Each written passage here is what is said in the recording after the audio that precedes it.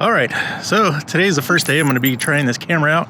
Again, it's the Insta360 Ace Pro 2 with the Explorer Grip Pro Grip. I can't remember the name, but we came out to the Los Angeles Zoo. It's also my brother's birthday today. Everyone say happy birthday to him. In this video, we're going to go through not all of the functions of the camera, but definitely all the color profiles. Currently, we're in the standard profile, and I think there's like 14 of them, so we'll just kind of rifle through them at some point. But yeah, this should be good. We'll also take some photos and see how this is as a photo camera. It should be good.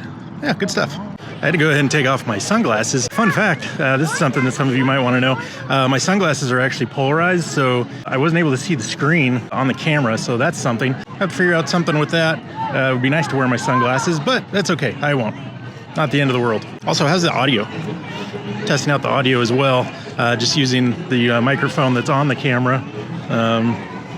Yeah, we'll see. I think it's going to be pretty good though, just from the others that I've heard. Also trying just different lightings and things like that. At some point I'll put in like the settings that I'm currently using. And then of course, anytime I change a color profile, I might just like kind of rifle through them at some point. But I will notate that on the screen as well.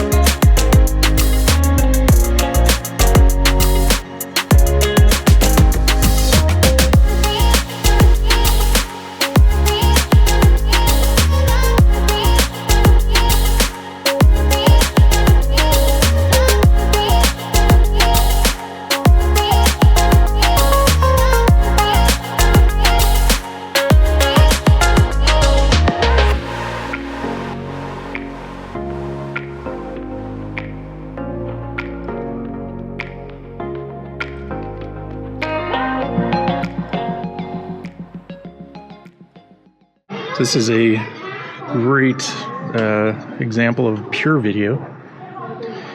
If you're looking at this just with your eyes, normally it's like insanely dark in here.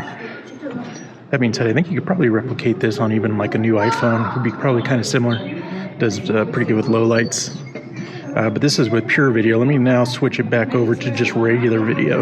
And actually, even just regular video looks pretty good. Not quite as good though, and it's a little softer.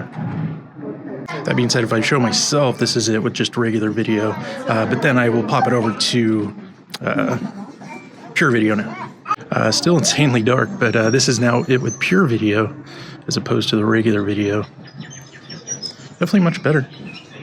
Very dark in here though, so there's not a lot of light to kick back for low light version. But interesting. So yeah, I guess that was a decent example of PureVideo. Not great, only because if you have a camera that's good with low light, you still need a little bit of light to kick back some light. But there was like almost none in there. It was very dark. Still pretty cool to see the differences. Also, I'm still trying to figure out the arm length for this camera because it's so wide. Like this is full length. This is, honestly, my elbow's bent pretty far and it's pretty far up. Also, it's hard not to want to look at the screen up there. Still getting used to the field of view, used to, doing video on like a phone or something like that. And yeah, different lights. So this is obviously the light directly on me from the sun, and then in the shade. So, fun little test. Last time we came to this zoo was, I guess 2016. Was also for my brother's birthday, so that's kind of a fun fact about coming here today. And I think it was the zoo's 50th anniversary or something like that. I actually had made a video for it. That was like the first year I started making videos, but I'll post a link to that video down in the description. And if you're watching on your phone, I will pop a little link for it up top of the screen there. So if you want to check out that video, that was a lot of fun. All right, so now is the portion of the video. We're gonna go over different color profiles. So much light. Again, this is a standard profile. Let's look at this zebra. Oh, we can see it. That's the one thing about action cameras, though this one does zoom. So let's try zooming to the 2x. So that's it, zoomed all the way in. You can see the zebra over there. Looks tiny in the camera, but just kind of hanging out over in the shade. So we'll use their enclosure to kind of go over it. So again, this is standard view. Maybe it's not the best lighting. I don't know. Let's go over here where it's a little bit shadier. There we go. It's definitely better when the sun's not directly on it. It's not too bad. We're going to use this enclosure. So basically it'll be this view. And if you see over there by the wall, there's another zebra laying down. So again, this is standard profile. And then let me switch it over to another one. And then now we're on Vivid, which looks pretty good. And then this is a flat profile, which I guess would be a little something you might want to use if you want to do a little bit more of a color grade, though there is a log that you can use. So if you really want to get into color grading. And this is one of the Leica color profiles. This is Leica Natural. It looks pretty good. And then this one is Leica Vivid. This one I actually really like a lot. It's actually, I think, somewhat close to the standard profile. And this is Leica Eternal. This one doesn't look too bad either. Maybe a little flatter than I would like, a little more washed out. And here's the black and white, which, I don't know. I think it's cool. And I definitely, like, I think there's definitely a place for black and white footage. I don't know that it's on an action camera though. I don't know, maybe there's a use case. And then here's Retro Neon, which this one, there's something to this one. It's like I like it and I don't like it. I can't imagine really using it, but something about this is actually kind of cool. And then this one is called Vintage Vacation. So, yeah, does it look vintagey, sort of? I don't know. Looks pretty cool. I don't know. And this one is NC Film. There's a number of film color profiles in this. This is the first one, NC. And this is NC2 Film. This one's very flat. I kind of like it though. And this one is CC Film. And now we got zebras in action. Oh my gosh. What the heck is happening? We went from nap to runtime in no time. That was crazy. What the heck? And this is CC2 Film. This one actually looks pretty cool. I do like this one. Oh, you're slowing down a little bit. You're getting active. And this one is Warm, which this one actually looks pretty good. I could imagine using this one. These zebras are very excited to learn about these different color profiles, I think. It definitely riled them up. There's another check to see how this audio works from the back side of the camera. It works pretty good from the front. Not sure about the back. I guess we'll see. This is just the straight film setting. I think of all the film settings, this is probably the better looking one. And then there's this one. This one's just straight up vintage, is what it says. Does it look vintagey? I don't know. I think this one's better than Vintage Vacation. I like this one. And then this one is called Urban. Also, this one's kind of cool, but probably better in an urban setting, I assume. I do like this one. I like the colors in this one. This one pops pretty good. And then the good old orange and teal. And this one looks great. I think orange and teal just generally looks pretty cool. Yeah, this one's awesome. I like this one. I could imagine using this one quite a bit as well. Good stuff. And then back to standard. And I think this is the one that I'll generally film on. I just think it looks good. Colors look good. Saturation. Contrast is nice. So that's all the different color profiles. Which one did you like best? Let me know. What was that? 14 different color profiles, which is insane for an action camera, especially. Like, that's nuts. The zebras definitely liked it. Yeah, it was pretty cool.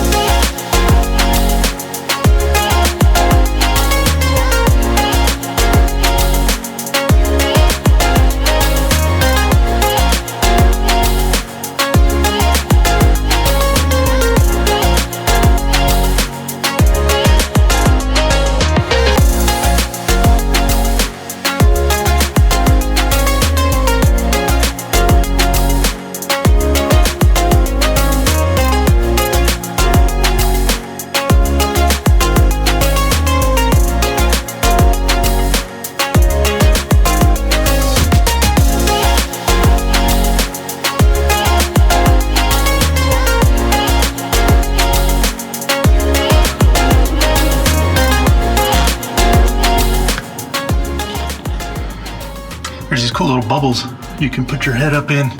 The audio must sound crazy. There used to be critters in here, but I don't think there is anymore.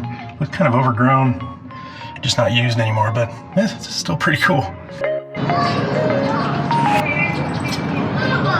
All right, so it's time for my final overview on the Insta360 Ace Pro 2, and ultimately, I love this camera. It's great. It really does everything that I really wanted. It's small, has a good form factor. You can just pop it in your pocket real easily, no problems at all.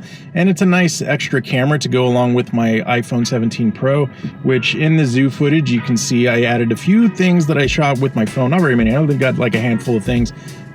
Just because I wanted some closer shots of some of those animals that we saw, and that's something you can't do with this. You know, you can only zoom so far. Having the iPhone to go along with it just gives yourself a nice little duo of cameras that just fit perfectly in your pocket. So if you're looking for something like that, I think this camera is definitely for you. And as far as the Explorer Grip Pro, having that with the camera just adds so much to it, especially for the battery power, because you also have to plug in the grip itself, and that gives you a little bit extra battery, and it doesn't immediately eat the battery from the camera. It actually starts with the battery within the grip itself. After it runs out, it no longer powers the camera. However, the functions, we're still working on it, and that was awesome, but it wasn't powering the camera itself, and then it went on camera battery, which was cool. I have two batteries. I only needed the one. The grip ran out of juice about, I don't know, about 3/4 of the way through our time at the zoo. We were there for like 4 or 5 hours, something like that, so it lasted a long time. And so, yeah, I think getting the grip with it is a solid choice. However, not something that's necessarily a thing that you have to have. You can still take photos with the camera without the grip. It's just nice having the grip also, again, for the added battery more than anything. But also, if you want to put external microphone on it, even though the audio on this camera is fantastic, you can put a microphone on the grip. And as far as the color profiles go, currently using standard, which I've used throughout this entire video, and this will likely just be my standard for my videos. The other color profiles are awesome, and I already had some ideas for some of those that you know, might be able to use those for. That being said, you know, it's very much locational and subject matter that will, I think, determine what the best color profile is, of course. But standard, I think, is fantastic because, you know, it gives you a nice baseline that you can still tweak if you're the type of person that likes to do, you know, color grading, or you just want to, you know, mess with it a little bit and you don't have to get really detailed and in-depth with it, or you're still learning potentially. I think standard's a great place to start, and you're still going to get a wonderful looking video. So yeah, I think this will be my standard color profile, and it is the standard. So hey, that worked out wonderful. So if it's in your budget and you are looking for a camera, I think this is definitely the one to go with. That being said, you should get one yourself, check it out, test it, see if it's something that you like. I love it personally so far, and I'm really excited and looking forward to making more videos. And, you know, I already have plans for what's coming, and I think it's gonna be a lot of fun to take this camera to get those videos. It's gonna be great. Anyways, I hope you enjoyed this video. You know, like and subscribe, do all that fun stuff if you so choose. That would be awesome. And yeah, thanks for watching. I'll see you guys next time.